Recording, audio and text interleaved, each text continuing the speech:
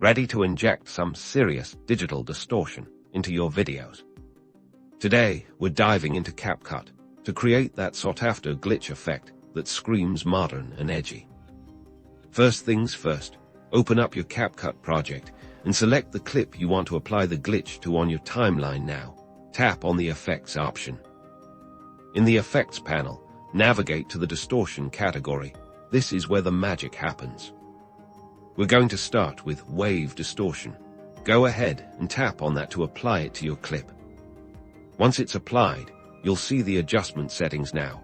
This is crucial. We need to animate this effect to make it dynamic. Look for the little diamond icon, the keyframe button, and tap it to set your first keyframe at the beginning of your clip.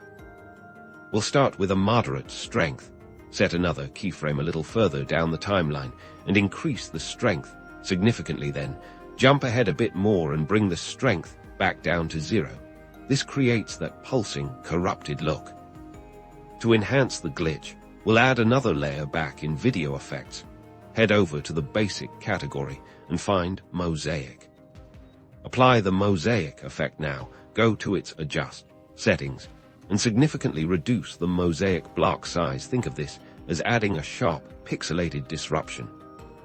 Just like with the Wave Distortion, we'll animate this. Place keyframes at different points in your clip, varying the mosaic block size between a small number and something slightly larger. This adds that fragmented, broken screen feel. Now play it back, and you'll see that digitized, distorted glitch effect come to life.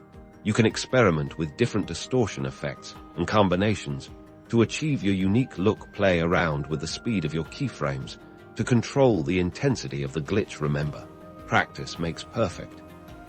Export your video and give your audience a taste of that cutting-edge, tech-inspired aesthetic.